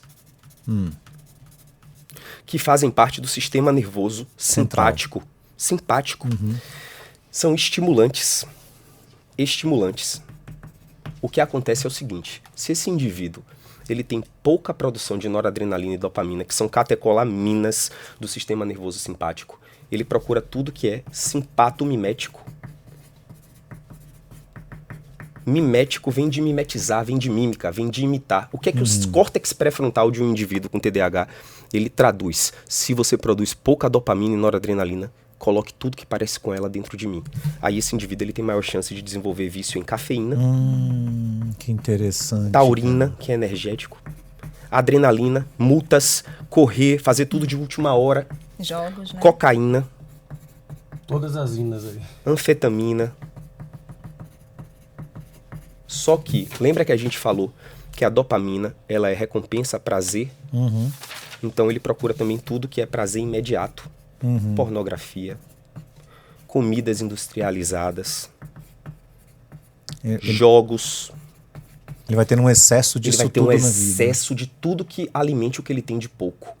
Já também é persistência e engajamento. Ele tem pouca dopamina, então ele é pouco persistente. E lembra que a noradrenalina é aventura e novidade? Ao passo que ele é pouco persistente, ele procura novidade o tempo todo. Ele pode é colocar um migrador. Vida em risco. Ele é um migrador de projetos. É nesse projeto que está a minha felicidade. Não, agora é nesse.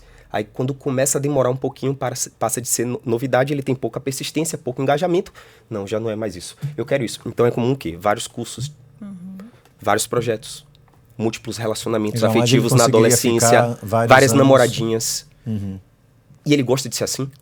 Ao longo do tempo, não. Ele começa a não acreditar mais nele. Quando ele começa a engajar em uma coisa, ele diz, eu sei que eu não vou conseguir. E aí ele começa a alimentar agora uma percepção sobre si que é a pior de todas. Eu sou a pessoa que menos acredita em mim. Perfeito. E ele percebe que todo mundo também para de acreditar nele.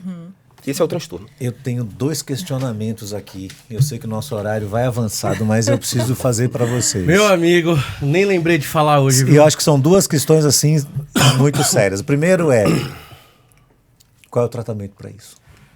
Eu posso falar uma coisa bem rapidinha antes, lembrando, só aproveitando essa parte, Lipe, que você falou, que quando se fala dos tipos, né? É que o que a gente percebe, a literatura traz, os estudos, é que em meninas é mais difícil o diagnóstico. Por quê?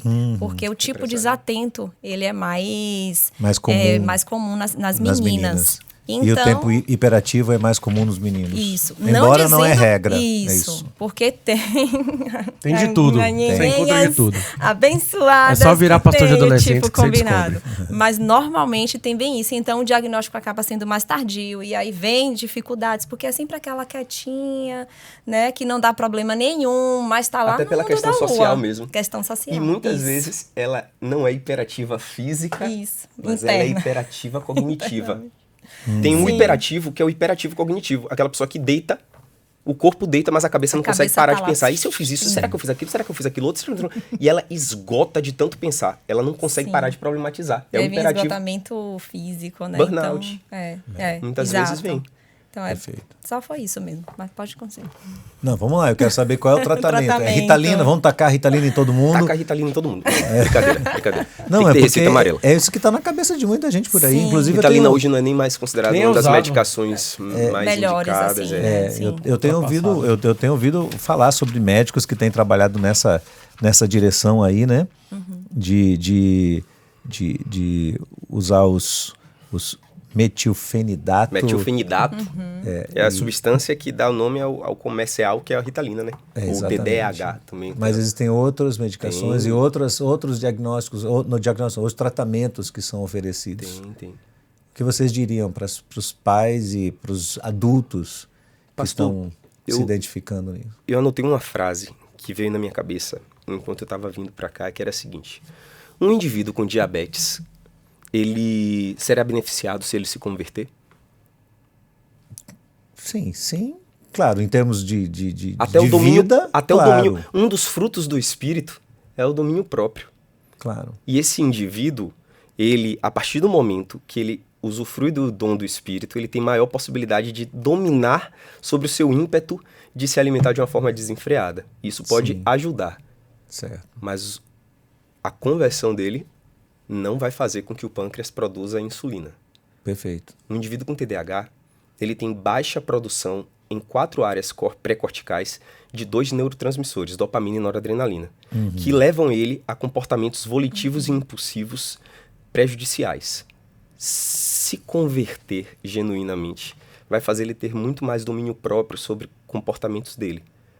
Mas nada vai restabelecer bioquimicamente a baixa de dopamina e noradrenalina desse indivíduo. Então, assim, se esse indivíduo está tendo transtorno por baixa de dopamina e noradrenalina, ele precisa de acompanhamento, mas ele também precisa de dopamina e noradrenalina, fisiologicamente. É o que ele precisa no Que é córtex uma dele. coisa que a ciência avançou nesse aspecto. Isso. Explica Então, um pouquinho ele sobre... precisa de psicoestimulante. Sim, mas metilfenidato, o Venvance... Venvance é a lisdexanfetamina. E tem a lisdexanfetamina e o Eles são o quê? São produtores de... Não. O que eles fazem exatamente? Qual é a função Tá, desse? eles têm ações diferentes. O metilfenidato, ele é um inibidor da recaptação da dopamina e noradrenalina. O que acontece é que um neurônio, ele joga a dopamina e o outro neurônio, ele vai pegando a noradrenalina e a dopamina. Só que ao passo que esse outro neurônio vai pegando, o próprio que produziu, ele vai também pegando e destruindo para formar novos substratos. O que essa medicação ela faz é o seguinte: ela pega esse neurônio que está pegando e destruindo e diz: deixe mais tempo na fenda sináptica para o próximo pegar. Então, ela não aumenta a produção de dopamina, ela diminui a degradação. Já que você produz pouco, não destrua o pouco que você produz. Essa é a proposta do metilfenidato. O Venvance, que é a lisdexanfetamina, na verdade tem um nome sobre Venvance, hoje o Neve, é o outro psicoestimulante aqui do Brasil. Tem o Adderall lá nos Estados Unidos, tem outras medicações, mas aqui no Brasil tem a lisdexanfetamina.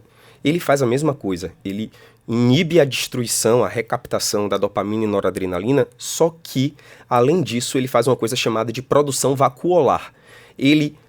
O neurônio, ao passo que ele produz dopamina e noradrenalina, ele também estoca um pouquinho ela. Porque em algumas situações ele precisa liberar elas. Por exemplo, situações noradrenérgicas. Você está andando na rua, vê um cachorro em sua direção bravo. Você tem uma descarga adrenérgica. De onde veio aquela adrenalina e noradrenalina? Dos vacúolos onde eles estavam acumulados, armazenados. Deus é perfeito demais. Perfeito, Deus é maravilhoso, cara. Então, o que é que a lisdexanfetamina faz? Ela diminui a degradação da dopamina e noradrenalina, mas em menor quantidade ela também faz com que esse neurônio libere um pouco desses encapsulados de dopamina e noradrenalina. Dessa reserva, vamos colocar assim. Isso. Então Esse ele aumenta depósito. um pouco mais ainda a dopamina e a noradrenalina. Por isso ele tem um efeito terapêutico um pouco maior, principalmente no que diz respeito à procrastinação e vigor. E tem uma questão básica entre eles, que é o tempo de meia-vida, que é o tempo em que eles são excretados completamente do corpo. Os estudos eles mostram que as medicações psicoestimulantes, quanto maior a meia-vida, ou seja, quanto maior tempo ela fica no organismo sem ser excretada, melhor, porque eu preciso tomar menos vezes, o que me predispõe a menos uso abusivo e também facilita... Efeitos colaterais também, né? Isso, exatamente. Então, quando a gente fala, por exemplo, da Ritalina, que é um tipo de metilfenidato, tem a Ritalina LA, tem o Concerta, todos eles são metilfenidato. O que muda entre eles? Tempo de meia-vida, Ritalina, 3 a 5 horas. Ritalina LA, 6 a 8 horas. Concerta, 8 a 10 horas. Venvance, que é a lisdexanfetamina, 10 a 12 horas. Tem paciente lento metabolizador que fica 14 horas com a medicação.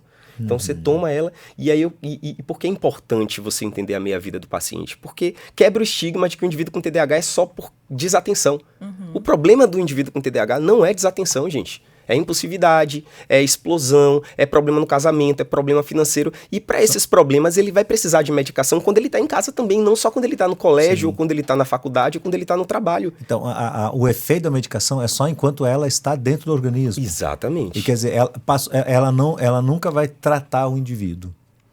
Ela nunca vai resolver esse problema. Ela não vai resolver, que nem o ela diabetes. Vai só inibir... Ela inibe a destruição. Os sintomas e agora os você, efeitos. com essa manutenção dopaminérgica e noradrenérgica fisiológica, você para de procurar tanto os simpatomiméticos, que são aqueles comportamentos que imitam ela. Então você fica menos ávido por tanto café, menos ávido por drogas, menos ávido... Na verdade, tudo isso é droga. O núcleo do indivíduo com TDAH é um indivíduo que busca a drogadição. Por quê? A drogadição, ela diz respeito ao neurotransmissor dopamina. Então, ele faz de tudo uma fonte de prazer para ele. Ele afunda naquilo. É o café, é demais. É comida, é demais. É uma série, ele maratoneia. Então, assim... É certo maratoneia? Acho que é. Sim. Só vai, doutor. Então, assim... Não, se é certo eu não sei, mas o verbo está correto. Entendemos também. Então, assim... Estabilizar a dopamina e noradrenalina para esse indivíduo é diminuir um impulso que ele tem destrutivo que difere ele dos outros. Eu costumo... A minha última analogia que eu faço na minha primeira consulta é a seguinte, que eu já falei, né? Todo mundo está brigando, na verdade, contra si. Porque a gente está brigando contra as nossas inclinações carnais, que nos levam à morte mesmo. Um indivíduo vitorioso não é um indivíduo que consegue vencer as circunstâncias externas, não.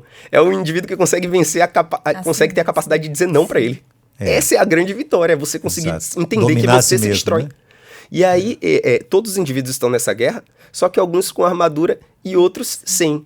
O remédio vai dar armadura. Mas a armadura vence guerra? Não. Faz diferença você morrer com armadura ou sem armadura? Depende de ver o que está por trás dela, né? Não faz diferença, você está morto. Se você morreu sem armadura ou com armadura... É aí que vem então... meu segundo questionamento. Porque, veja, é uma... E aí vem Manu. Aí Manu vem e entra com força nisso aí, entendeu? Não, claro, é o processo terapêutico. Né? Sim, E aí vem a palavra de Deus. Vem a palavra de Não, Deus. é aí que eu quero chegar, peraí. Nós estamos tratando de uma ciência que é relativamente nova, né? Eu diria que 50 anos a gente vem... Sim. Mais ou menos isso, né? De forma mais enfática, sim. Exato. Mas o problema não é um problema atual, é um problema já antigo.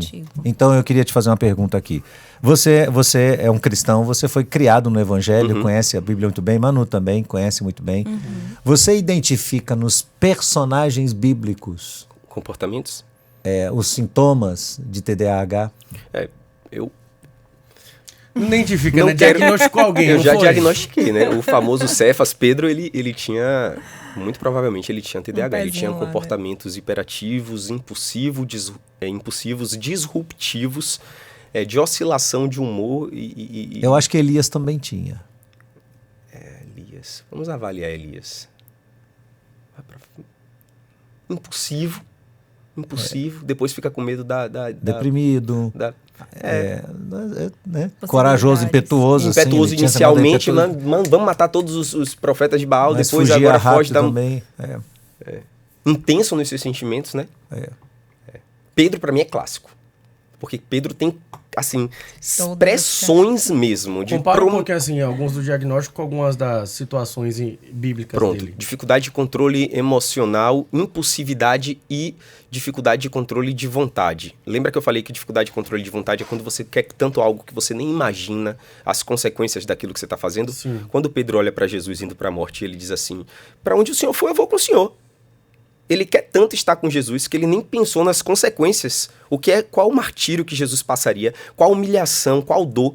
Mas ele prometeu, antes de cumprir. Disrupção de humor, dificuldade de controle emocional. O cara vai encostar em Jesus no momento da paixão ali, que vai combinar com a paixão de Jesus. Ele vai e arranca a orelha de Malcolm. Ele tem uma disrupção, uma completa falta de controle das suas emoções. Impetuoso e desinibido. Pedro, o tempo todo, é essa pessoa que tem essa... Até quando ele fala com João, o amado, né? Pergunta para Jesus aí. Ele sempre tá querendo saber mais. Quando Jesus ressurreto aparece, ele tá do lado de João, se eu não me engano, do amado. O João vai no barco até chegar à beira. Ele tira a roupa, se joga no mar e vai nadando porque ele é impulsivo, não consegue esperar. Quer encontrar Jesus. Você tá entendendo? Agora, perguntas então... o tempo todo, até sem noção. E João, Pedro... Importa como João vai morrer? Importa o que vai acontecer com ele? O que importa é o que eu estou falando sobre sua vida, Pedro. Na última conversa de Jesus com Pedro ali naquele caminho, ele queria saber demais, curioso demais, impetuoso demais, impulsivo. Agora, me diga uma coisa. Naquela época não existia a Ritalina. Aliás, eu vi aqui uma informação de que o Brasil é o segundo país no mundo que mais usa Ritalina. Uau! Porque tem muita gente que usa isso, que aí já é outra coisa. Exatamente. Para render durante pré-vestibular, não dormir. Porque ele é um estimulante, né? Porque ele é um psicoestimulante, então ele tira sono, ele... Focado. Bom, mas na época, então, dos escritos bíblicos não havia nenhum tipo de tratamento, muito menos a terapia, pelo menos dos moldes de hoje, né? Havia de uma forma mais empírica, né? Mais experimental, né? Aquela coisa da companhia, da presença, da aceitação e tal, mas não propriamente como estudo, né? Então, aonde a fé se encaixa em todo esse processo? Ela é importante, não é? Ela é um fator que pode trazer correção desse processo ou não? A pessoa que tem um transtorno desse, ela jamais vai ser curada ou ela pode, numa eventualidade, ser totalmente curada dentro do seu coração? De que maneira a fé pode ajudá-la nisso? Pastor, me permita complementar a sua pergunta como pergunta. Pelo exemplo do próprio apóstolo Pedro citado pelo Dr. Felipe. O apóstolo Pedro, ele escreve 1º e 2º Pedro, já no final da sua vida, perto de morrer. E quem se debruça mais sobre as escrituras, consegue perceber na escrita e a forma como ele conduz uma pessoa que se tornou muito diferente do tempo em que ele era, com as características que você... ou pelo menos assim, uma pessoa que aparenta estar mais madura, ou mais no controle de si. Sim. Isso é um questionamento também, né? Perfeito. Me parece que numa análise mais imediata houve um amadurecimento do personagem, né? Então, já que o pastor está falando de uma época onde não se tinha, né, esses recursos de hoje, complementando a ideia da fé, como que se tem a ver com isso, se pode ser observado ou não? Eu enxergo isso sob 3 ópticas, né? A primeira é o tipo de vida que a gente falou um pouquinho sobre o interior. As demandas eram outras naquele período em relação às demandas de hoje, de horário, de múltiplas tarefas. Então, até que ponto todas as comorbidades e transtorno, e o transtorno de fato, ele era evidenciado, a gente não tem como saber. O segundo ponto, que é até para a gente não entrar nessa de cessacionismo ou não, se acontece milagre, se qualquer tipo de transtorno, qualquer tipo de doença pode ter uma cura miraculosa, o TDAH ele não foge a essa exceção, não foge a essa regra, melhor dizendo. Então, sim, eu creio que sim, um indivíduo ele pode ser curado do TDAH dele, se isso for plano de Deus para a glória dele. O que eu costumo ver mais é Deus usar para a glória dele pessoas quebradas através das suas dores. Minha esposa é diabética, eu tenho TDAH. Já passei muitos meses acordando de madrugada, impondo minhas mãos sobre ela e clamando a Deus a cura dela, porque foi secundária a um Covid. Mas Deus já deixou claro para mim que ele quer refletir a glória dele através do diabetes tipo 1 de minha esposa. Então, assim, acredito nesse milagre e acredito assim também que até que ponto a Bíblia se propunha de fato a descrever todos os dilemas de Pedro. A proposta da Bíblia, na minha concepção, era ensinar sobre a fé cristã e sobre a fundação desse novo projeto que esteve oculto entre todos os séculos. Cristo em nós, esperança da glória. Então, assim, não acredito que isso... Independente das circunstâncias em que ele vivia e da sua condição. Sim. Então, assim, naquela época, pessoas tinham diabetes e não tomavam metformina, gliclazida, não tomavam insulina. Naquela época, pessoas não tinham medicamento para coquetel se alguém desenvolvesse soro positivo ou uma tuberculose, qualquer doença. Então, da mesma forma, Pedro não foge à regra no que diz respeito ao transtorno do déficit de atenção e hiperatividade. Ele pode possivelmente ter vivido uma vida um pouco mais difícil, mas ainda mantida na mesma graça e fé que nós, contemporâneos, que hoje temos a medicação, porque o problema não é o TDAH. Temos TDAH. O problema é a natureza pecaminosa, o problema é um coração distante de Deus, o problema o problema é que não somos ainda. Então, existem tantos outros problemas, nem tudo se resume ao TDAH.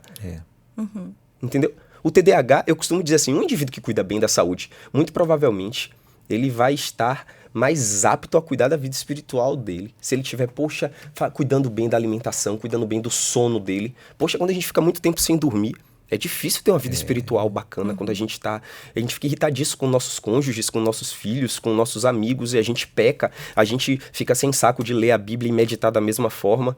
Por quê? Porque a saúde interfere na vida espiritual. Que loucura! A gente é um indivíduo unidivisional. Então, assim, cuidar das emoções pode também favorecer o cuidado da vida espiritual. Mas cuidar das emoções não é cuidar da vida, como se a vida fosse só isso. Sim. A vida é um apanhado de outras coisas.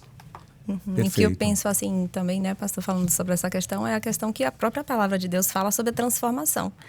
Então, quando você aceita Jesus, você é uma nova criatura. Então, mesmo em meio a essas dificuldades que a gente sabe que o ambiente influencia pra caramba, né? Mas a gente saber, e a Bíblia traz muito disso, a questão os abismos mudam. Dos frutos do Espírito, de Deus me dá domínio próprio, né? Me dá sabedoria para lidar com as adversidades. Então, você confiar e crer naquilo ali, né? E aí, eu sou até suspeita para chegar e falar, e o cérebro tá ali desenvolvendo, isso, né? A gente sabe que quando a gente está fazendo essa mudança, né? O mindset, vamos dizer assim. Tudo no mindset. Tudo no mindset. Isso vai, né, transformando a vida daquela pessoa.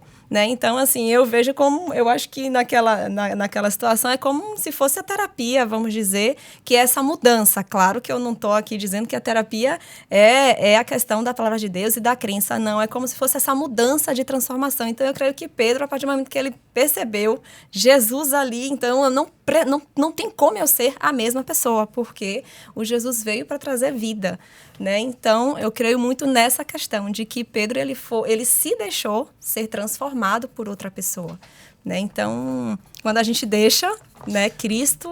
Então... Se for teologar mais um pouquinho, o Espírito Santo veio depois da ascensão de Jesus. O que você diria aos pais? Que conselho você daria, assim, finalizando esse momento aqui, o que você diria aos pais? Então, o que diria, né, Lipe? A importância, primeiro, desses pais se autoconhecerem. Eu penso que para a gente lidar com qualquer outra dificuldade, que não só especificamente do TDAH, a gente precisa entender que a gente está diante de um serzinho ali que Deus nos deu e que a gente precisa cuidar. Sabedoria para cuidar. Exato. E se eu não tenho, eu preciso buscar de alguma forma, seja em leituras, né? Muitas pessoas não sabem, mas quem é da área da terapia cognitiva, não, mas da psicologia infantil, né, independente da abordagem, ele pode ir em busca de orientação parental, de treinamento de pais. Então, assim, não necessariamente levar o filho para a psicóloga, mas, olha, está acontecendo isso, isso e isso, eu preciso de ajuda para lidar com essas dificuldades. Então, a gente acaba falando sobre como funciona esse cérebro. Ah, tá, agora eu entendi porque ele faz assim, porque, como o pastor Wilson falou mais cedo, né? Como Deus é perfeito, ele tem todas as questões na data, no tempo certo, né? Para acontecer. E assim também essas crianças. Então, você vai fazer a mesma coisa de uma criança de 3, 4 para uma criança de 8, 9, 10, elas não têm cognição suficiente para determinadas coisas. Então, o que eu vejo como psicólogo infantil hoje e vendo, assim, né, a questão do TDAH é que esses pais, antes de tudo, precisam se autoconhecer. E muitos pais também, né, que se percebem um pouco, será que eu tenho? Eu vejo alguns que negam. E essa negação piora mais ainda, porque é e como ainda se afasta do filho, fazendo o filho se sentir, poxa, o pai não quer assumir que tem por quê? Porque isso é doença? Porque isso é ruim? É muito ruim, muito, exatamente. E aí, assim, esses pais, eles precisam chegar e falar, tá, porque quanto mais você retarda, vamos dizer assim, esse diagnóstico, mais difícil vai ser para o filho. Mais difícil vai ser para essa criança que não vai morrer criança, ele vai passar pela fase da adolescência e seus desafios e vai passar pela fase adulta que não vai precisar mais desse pai e dessa mãe. Então, eles precisam, tipo, eu preciso agora saber que meu filho tem isso, vamos cuidar, vamos tratar. Quais são as possibilidades, quais são as formas? E ir em busca. Eu penso que esse é o primeiro ponto, é autoconhecimento, entender que o meu filho tem TDAH e como que eu posso, a partir daí, né? E ter muita paciência, muita sabedoria e conhecimento. Eu conheço muitos pais que acabam entrando nessa onda aí mesmo, nesse mundo do TDAH e acabam conhecendo muitas coisas. Então, eu vejo que muito... E assim, infelizmente, é uma realidade, mas a maioria são mães. Mães que buscam, mães que procuram. E aí tem mães com burnout porque não aguentam, com ansiedade. Aí vai fazer terapia e não aguenta mais, porque o pai acaba se eximindo desse... Porque muitas vezes também o pai acha, isso é frescura. Isso, exatamente. E aí é uma situação muito complicada pra gente que tá nessa mediação. Alguns livros aí, né? O que você queria sugerir? Trouxe alguns, eu fiquei, ai meu Deus, levar um, aí eu, qualquer coisa. Então, tem esse, o Reizinho Hiperativo, de Dr. Gustavo Teixeira, não sei se você mostrar falar. aqui, ó. Aqui, Isso, gente. Ele é um guia bem bacana para pais, educadores, então ele fala sobre comorbidades também, do TDAH. Tem esse, que tem pouco tempo, mas eu já dei uma lidinha assim, ele é fantástico. E Sharon Salini. Isso, doutora Sharon Salini, TDAH, tá dando para ver aqui, né? Esse é de 2021 até. Esse daqui, que é gigante. Russell Barkley. Isso, ele é o top do mundo na área de TDAH, e ele tem também livros sobre TDAH na vida adulta. Esse daqui também é novinho. Kelly Miller. E aí, específico do TDAH, e tem 60 atividades. Vamos lidar com a hiperatividade e déficit de atenção. Isso, aí tem 60 atividades divertidas para desenvolver o foco e diminuir a ansiedade das crianças. Então, ele vem com várias explicações. E aí, para trabalhar as emoções, é bem bacana. Eu fico pensando que quanto mais se investe na vida de uma criança nesse sentido, melhor ele terá um futuro, né? E quando o pai e a mãe compram, na verdade, o pai e a mãe também estão aprendendo, né? Esse daqui, ele é um livro maravilhoso, Menino Tinoco. É uma história, né? E aí, a maioria das crianças, quando conta essa história, fala do medicamento, fala de quando não funciona a questão da dopamina e tal. Desperta, e aí, né? o neurotransmissor, eles andam de mãos dadas, mas tem um que não consegue. É perfeito esse livro. Vai explicando, muito bom, né, os sintomas. E aí foi no médico, e o médico, enfim, foi conversando com ele, né, bem bacana. Eu queria ver aqui se tem a do neurotransmissor. Já passou. Já passou, né? Eu vi. E aí vai falando justamente para eles entenderem, né, o quanto que acaba influenciando. E aí eles entendem, então não é porque eu quero, é porque tem algo além de mim. Isso. Tá bem aqui. Eles não conseguem, né? Bem bacana. E por último, porque não dá para trazer tudo, né? Esse João Agitadão. Que é uma forma da criança olhar e falar, eu também faço isso, eu também sou assim. Então, é algo que a gente precisa, né? Fazer com que essa criança entenda o que ele tem. É o que a gente chama no consultório de psicoeducação. Psicoeducar faz com que essas crianças percebam, né, como que elas funcionam, e a partir daí a gente começa a fazer um tratamento de maneira que seja mais tipo, olha, eu estou fazendo isso por causa disso, né? Então, o que é que eu posso fazer? Quais outras alternativas? E aí vem a orientação de pais, que é a parte do desafio. É um desafio. né? Então, é basicamente isso. Muita orientação de pais, e se tem dificuldade, vamos buscar ajuda. Não tem essa de... Vocês falaram aqui que o diagnóstico é feito de uma forma colegiada. Né? A igreja tem um papel importante, tanto no diagnóstico quanto no possível tratamento ou cuidado desse transtorno. Qual o papel, né? Quer dizer, e que tipo de igreja, né? Porque eu sei que às vezes, quando eu digo igreja, eu não estou falando de um ambiente perfeito, eu estou falando de uma comunidade de pessoas que tem seus dilemas, seus defeitos, seus próprios pecados, né? Quando e de que forma a igreja pode agir de maneira positiva para ajudar uma família, uma criança, um jovem, um adulto a vencer esse transtorno? Só tendo um ganchozinho assim sobre o que fazer com a criança com TDAH, eu costumo dizer no final de minha consulta o seguinte: olha, eu tenho TDAH, e se eu pudesse escolher não ter ou ter, eu teria TDAH. Eu não queria deixar de ser quem eu sou. Ter TDAH tem características muito positivas. Como é que a gente faz para conseguir? Não, tô brincando. Parcela de 12 vezes. Parcela de 12 vezes. Seguinte, lembra que Manu falou sobre um cérebro um pouco mais imaturo? Os estudos eles têm mostrado que na mesma proporção que esse indivíduo ele tem um cérebro mais imaturo, ele também tem mais neuroplasticidade, que é concernente às crianças. Então ele aprende mais rápido. Ele se torna exímio especialista nas coisas que são prazerosas para ele. Lembra que eu falei que ele é modulado pelo prazer, pela recompensa? Então qual é o grande desafio que eu trago para os pais de uma criança, um jovem e um adolescente? Ao invés de tentar engendrar ele nos conceitos de conhecimento que todos os neurotípicos têm, descubra quais são as áreas de interesse desse menino, dessa menina.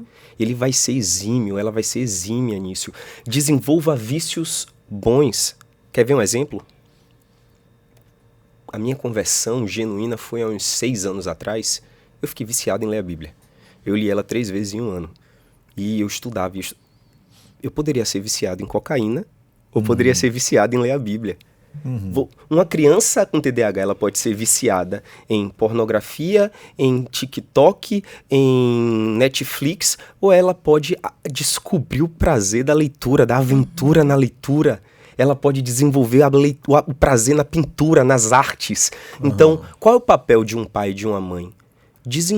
Descubra quais são as áreas. Ao invés de ficar dizendo que menino levado porque ele não está querendo ir pelo caminho chamado normal, dito normal. Descubra o caminho para esse menino. Qual é a função da igreja? A igreja, ela me permitiu ter contato com música, com teatro, com arte. Crianças com TDAH, elas são desinibidas. Elas são excelentes em comunicação. São pessoas com ótima retórica, oratória. Ambiente de igreja desenvolve demais isso. Pega a criancinha no Dia das Crianças e bota ela lá na frente para ela lidar com aquele público. Isso é maravilhoso. Então, assim, a igreja em si, ela até para quem não é cristão, que teve trajetória na igreja, diz, gente, eu aprendi muito sobre música, teatro, sobre isso, sobre... A igreja é um ambiente riquíssimo de possibilidades dessa criança entender que ela não é o transtorno, que ela tem tem um quê de diferente, ela tem um transtorno, mas bem mais isso, e que ela pode ser genial. Gente, Albert Einstein, Elvis Presley, Elis Regina, Michael Phelps, todas essas pessoas... Walt Disney, Tata Werneck. Todas essas pessoas têm TDAH, tiveram TDAH e descobriram áreas do foco dela. Eu estava completamente desencontrado, me encontrei... Quais são as áreas que hoje eu me encontrei? Olha que loucura. Teologia, eu amo estudar sobre a Bíblia, sobre a teologia em si. Cachorros, plantas, psiquiatria, entre psiquiatria e o TDAH. Então, assim, essa criança... É multifuncional. Isso, essa criança, ela vai... neuroplasticidade. Tudo que ela aprende muito rápido, intensa. Ele é um adulto criança, com a alma de criança, brincalhona, mas também intenso, ávido, empático, como tem dificuldade no controle das emoções. Ao passo que essa pessoa é explosiva, essa é a pessoa que também mais chora quando vê a miséria de uma pessoa. É a pessoa que se comove nas entranhas. Então, não é só característica negativa o indivíduo com TDAH. E essa criança, quanto mais cedo ela entender isso, isso e parar de viver na sombra das características negativas e começar a potencializar em concomitância com os pais as características positivas dela, o céu é o limite. Poxa, É porque joia. é difícil, né? É. Eu penso assim, para os pais, você perceber que teu filho é fora da curva. É Vamos isso. dizer assim, Eu tô com um paciente da meu. normalidade. Eu tenho um paciente aqui meu da IBAN, o menino é uma sumidade em conhecimento bíblico. O menino, assim, do nada, criou um prazer por ler Bíblia. E o menino hoje sabe a Bíblia decorada. Que vício bacana. É. Se você quer ter um filho viciado, que seja viciado em ler a Bíblia. É. E aí Então, vem assim, o papel dos pais, né? Module Sim. essa criança, pare de frustrar ela o tempo todo, de fazer ela achar que ela é burra o tempo todo. Porque a criança com TDAH, ela cresce achando que ela é burra, não por ela ser burra, mas por ela não se encaixar no padrão. Claro, ela tá fora do convencional, né?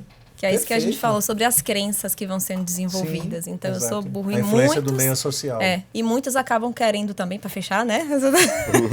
É justamente querer não decepcionar os pais. Perfeito. Posso me decepcionar, posso me frustrar, eu sou assim, mas Se eu identificou, não doutor? quero decepcionar os meus pais. Olha, eu vejo olha. muito isso e aí vem a tristeza, que eu fico, meu Deus, dá vontade de chorar Dominação, quando eu tô lá com a culpa. criança.